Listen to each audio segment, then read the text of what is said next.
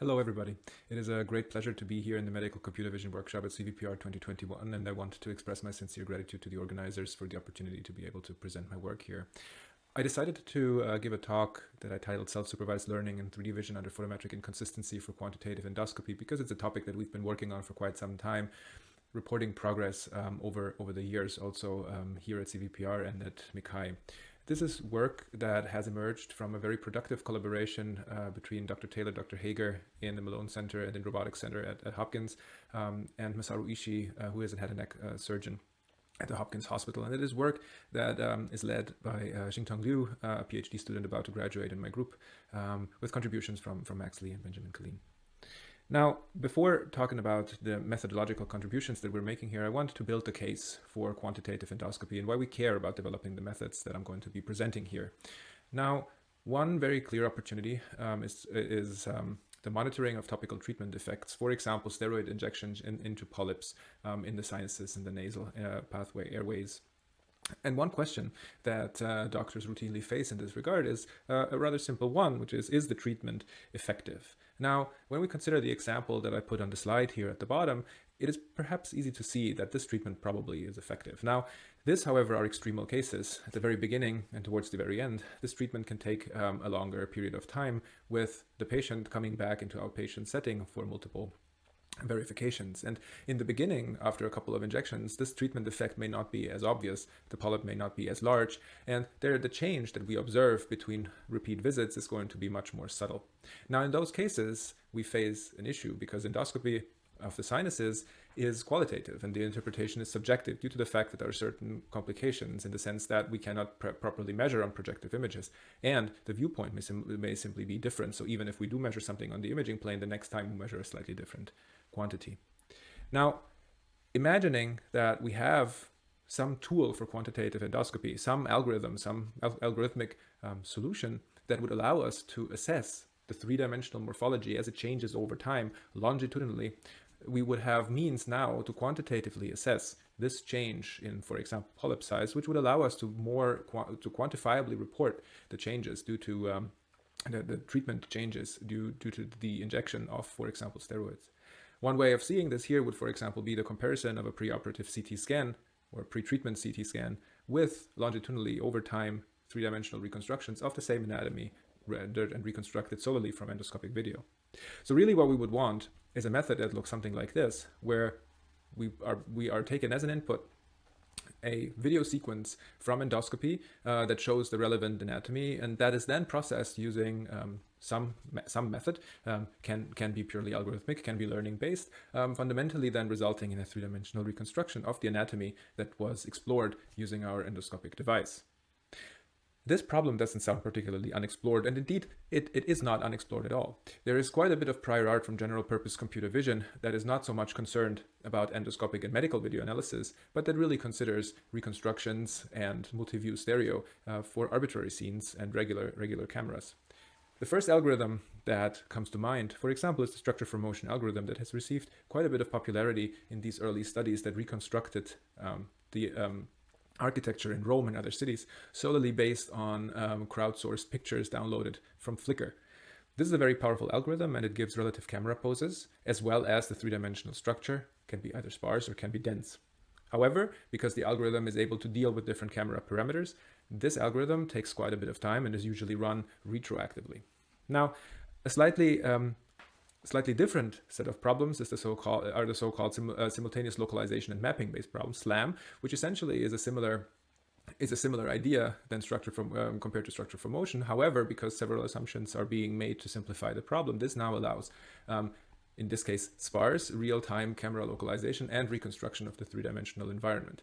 Very powerful set of algorithms. Now, with the introduction, of course, recently of deep learning methodology, we now have approaches like this one, deep factors, that can provide simultaneous localization and mapping, dense reconstructions also during real-time camera localization in such environments. So this is really just a completely biased selection of prior art in this field, but we can probably already see that the field seems to be quite mature. So it sounds like reconstructing these endoscopic videos that we talked about in the very beginning shouldn't be all that hard, right? How hard can it be? Well, it turns out, unfortunately, that this problem is pretty hard. So at the top, what you can see is an example, is an image of an example video sequence here where we have run a traditional structure for motion algorithm using SIFT feature descriptors on it. And what you will find is that the resulting feature descriptor points that are used to reconstruct the three-dimensional scene over the whole video sequence are very sparse. In fact, we only extract around 474 points reliably across the sequence. And in addition, while the sequence contains 381 frames over the whole scoping sequence, only 104 frames are being included because reliable point matches cannot be established to the remaining frames. So that is clearly lacking, right? Because a lot of the data is not contributing, and these traditional methods are not able to extract all this data meaningfully. Now, why is that? Well, there are certain complications here that arise in medical data, endoscopy, but also beyond, that are not as strongly impacting general purpose computer vision. One of those is, probably you can already see from the image that I have supplied here, is the fact that the anatomy comes with very repetitive textures, which means that descriptors like SIFT or ORP that use mostly local context are going to be ambiguous, which essentially means robust matching complicated. On top of that, there is the big problem that I also reflected in the title for this talk, which is photometric inconsistency, which means that corresponding points do not actually present using the same appearance across different frames. And that has two reasons primarily. One, of course, is that the surfaces that we have here are mucous membrane, so most of them are non-Liobertian, and we will have specularities. And the other one that is even a little bit more important in this specific case is the fact that our light source onto the scene is not in fact constant. Rather, the light source is attached to the endoscope that moves and navigates through the anatomy, and therefore the position of the light source relative to the three-dimensional scene changes over time as we acquire different images. And these problems combined, unfortunately, violate many of the assumptions that are made in the existing algorithms that I presented on the previous slides. Really what this means is that dedicated methods are needed that are able to deal with the photometric inconsistency and the lack of very descriptive textures. And in the remainder of today's talk, I will describe some of the methods that have led to the development of more expressive feature descriptors that allow us to track reliably the camera over long video sequences while also extracting lots and lots of reliable point correspondences, and then use some of those insights to develop real-time reconstruction systems from endoscopic video sequences that are SLAM-like, and you can see that on the right-hand side of the slide. First, I would like to talk about the first part that I had there, which is our recent method on extracting extremely dense point correspondences in video sequences. So I mentioned that SIFT features and also other handcrafted feature descriptors are lacking for the in this specific use case in endoscopic video because they result in very few matches. The overall tracking distance of such a feature is very short, and in fact we found that therefore these feature descriptors are inadequate in use of SFM, structure from motion, or SLAM pipelines. What is interesting, however, is that we found that while all these challenges indeed exist, the matches, if they are extracted in a certain way, following, for example, this paper I referenced on this slide, the matches will in fact be reliable. So while there are a few of them, the ones that we get are usually correct, which essentially makes us wonder whether we may be able to use this as a supervisory signal and replace the part where we handcraft the feature descriptor with something that is learned. And this is exactly what we will be doing. However, we will be following a slightly different strategy compared to what other papers have been doing. In fact, we will be formalizing this as a localization style training scheme, which is very nice for various purposes. So really the way how we're going to be looking at this is we want to establish point correspondences between a source image and a target image. And what we already said is that we don't really know what the three-dimensional scene geometry is because we only acquired endoscopic video. So we need to come up with a way of supervising this training paradigm. And the information that we're going to be using is, in a self-supervised way, annotations that are provided by an automated but not as strong algorithm. In this case, it's going to be our SIFT feature matches that we established using this previous traditional method. So automated but not learning based. And this is going to be the input into our algorithm, and we said that we essentially want to supersede manual feature crafting with learned feature descriptors, and this is what we're describing here. So now we introduce a deep fully convolutional neural network. Essentially, we base this here on a fully convolutional dense net architecture that is applied the same architecture onto all our images. In this case, it's a source image and it's a target image, and this essentially then produces feature maps that are of the same size as our input images. Now, because we know where our SIFT feature matches are in these feature maps, what we can do is we can sample a specific location based on one of those reliably established correspondences, which you can see in this part of the slide, which essentially gives us a source descriptor representation in our source descriptor map. Now, what we're going to be doing with this specific descriptor is we're going to be introducing it in a point of interest convolutional layer, which essentially is just a regular convolution layer, but not with learned filters. Rather, we are supplying the filters that we have extracted from the descriptor map of our source image. We're going to flip them around so that essentially, rather than performing convolution, we now perform correlation. And once we do that, our output for every single one of these convolution kernels that we get from our source feature map, we're going to get a target heat map that corresponds to our desired feature point locations. Now, the only thing that is left is to evaluate how good this current heat map localization paradigm actually is. And we're going to do that using a novel loss that we have introduced here, which we call the relative response loss, which it can essentially be understood as a spatial softmax operation. And the reason why we do this way is because we are interested in finding one specific match, one specific correspondence, and essentially extracting then a maximum operation over a certain smaller region that's going to avoid the multimodality problem that arises if we get ambiguous matches, like the ones that you can see here, particularly in the two rightmost columns. Indeed, what we find is that use of this novel trained descriptor here provides us with lots and lots of reliable key points that are tracked across a larger time period of our video. So now for the same video that I showed you before, where essentially use of a traditional pipeline with SIFT features only resulted in around 500 point correspondences and only 104 of the 381 frames being tracked, we now end up in this luxurious situation where more than 25,000 points are being extracted reliably and all of the frames are being tracked. This, of course, is just an example, and I refer you to the paper referenced here on the bottom that appeared in CVPR 2020 for more details. But really what I want to give away here is that this is a very useful method that avoids the issues introduced by photometric constancy simply because we use a learned feature descriptor that exploits both local textures but also global context in order to deal with the ambiguity introduced by photometric inconsistency. And this feature descriptor we will later be using to supplement all operations that usually would rely on the photometric constancy assumption. The next set of methods that I would like to briefly introduce are methods for dense 3D reconstruction, in part based on the information that we have just extracted using our dense descriptor.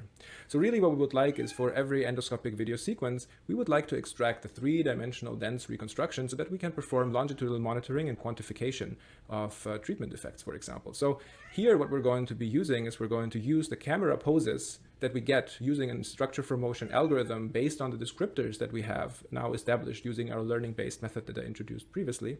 And we're going to combine this relative camera pose graph with some dense depth estimates that we get from every single one of our monocular video frames. These dense depth estimates that we're going to use in this fusion operation are going to be extracted and estimated using a previously introduced algorithm that is also self-supervised and also uses the points extracted from a SIFT algorithm in order to estimate dense depth for every single monocular frame. Now, based on this pose graph and given the independent depth estimates per frame, we fuse all of these estimates across the full trajectory, camera trajectory, using a truncated signed distance function-based method, which will result in a volumetric representation of our surface that then can be textured, resulting in very pleasing and photorealistic reconstructions. So what you can see here, and this is work that was presented at last year's MICHI, is we see for two exemplary sequences, we see on the very left-hand side the true endoscopic video sequence that is used to reconstruct this three-dimensional model. And right next to it, indicated with the orange box, we see a fly-through of a virtual camera through the resulting three-dimensional reconstructed volume. On the top, you can see a top-down view onto those resulting reconstructions, right? This is a viewpoint that has not been seen at all during the fly-through, simply because it would be anatomically infeasible, but it shows that these resulting reconstructions are watertight and they are of reasonably high quality. Now, this gives us part of what we wanted. We now have a method to take an endoscopic video sequence, process it in a certain way and result and get as an output watertight surface meshes of the anatomy that can be used for quantitative assessment. There are a couple of nice properties on top of this, which is the fact that all of our methods are self-supervised and only rely on structure for motion with a SIF descriptor supervision, which can be extracted automatically from a video sequence. This means that all of our algorithms can be refined on a patient-specific basis simply because no full supervisory signal is necessary. It also means, which essentially improves the quality for that specific patient. However, it has a downside, which is the fact that because these algorithms then require patient-specific training and because it's SFM style, they will also require a couple of hours to run in order to give us this high-quality three-dimensional reconstruction of the anatomy. And that is not necessarily feasible for clinical workflow, where if we acquire an endoscopic sequence, ideally a provider would like to understand whether this sequence is of sufficient quality in order to indeed run this type of reconstruction, or whether maybe some of the frames were blurred or somehow obstructed in other ways, so that the acquired sequence is not adequate for three-dimensional reconstruction. So really what we need is a real-time method that we're currently working on and developing, which I will very, very briefly talk about next. So these are our next steps towards dense monocular SLAM, and I will only very briefly talk about this because these methods are right now still all in development. So really what we're doing here is we are building on top of Deep Factors, which is a recently released real-time and probabilistic dense monocular SLAM system. However, because of the challenges due to photometric constancy, directly applying this method to our problem does not result in any desired solution.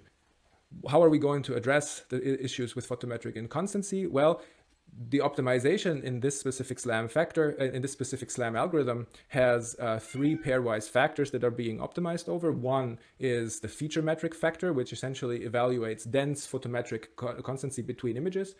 Well, already it's in the name, right? So this photometric constancy here will be violated. So we cannot optimize for photometric agreement. So rather what we are doing is we're not evaluating RGB photometric constancy. Rather, we evaluate the agreement in our dense descriptor. So we use a dense descriptor map in order to evaluate for photometric constancy, which now just gives us a comparison of a, in our case, 512 dimensional feature vector rather than the three-dimensional RGB type. Then we evaluate for sparse matches, which essentially is just the agreement in the established correspondences that are also established using our novel feature map that I talked about in the very beginning. And then we have a dense geometric factor here that evaluates the depth, optimizes for this depth code and for scale consistency. And doing all of these things results in a fly-through like this, where you can see a three-dimensional reconstruction that right now runs in approximately 5 frames per second and results in three-dimensional reconstructions that are not as high in quality as the ones that we saw earlier that are obtained with the structure for motion style algorithm, but at the added benefit of this algorithm being real-time, which can provide providers with real-time information whether the sequence that they acquire in the clinic is of sufficient quality.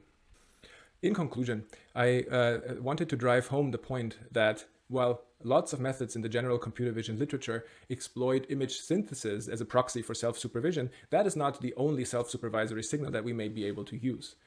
Approaches from classic computer vision, such as structure for motion and SIF tracking, can also provide a very strong self-supervisory signal, which enables the training of state-of-the-art monocular depth estimation networks or dense feature descriptors, such as the ones that I have talked about today. However, there is also something else that I think we are seeing, which is the fact that we're moving from research to tools. And what I mean by that is essentially this dense reconstruction that I have motivated in the beginning now allows us to actually get something like a quasi-ground truth for every single one of the video sequences that we are acquiring here in the clinic, right? That otherwise only consist of a video sequence, and we don't really know what the true ground truth is. Having this information now allows us to think about more sophisticated training paradigms, to develop more sophisticated algorithms like the SLAM algorithm that requires some sense of a three-dimensional ground truth that without using these other algorithms that we have previously developed as tools would not be feasible. And I think that this is really exciting that some of these algorithms that we have been talking about here as cutting-edge research are now moving to tools that enable more research, more interesting research, but even more importantly, and hopefully soon, which is what we were working towards, true clinical impact. I want to mention that most of the algorithms that we develop here are available online on GitHub, and there is a QR code here that you can scan that will take you to Xingtong Liu's repository where you will find the code. And with this, I would like to end my talk, and I would like to thank you for the attention. I'm really looking forward to the panel session later where hopefully we can have a bit of discussion. Thank you very much.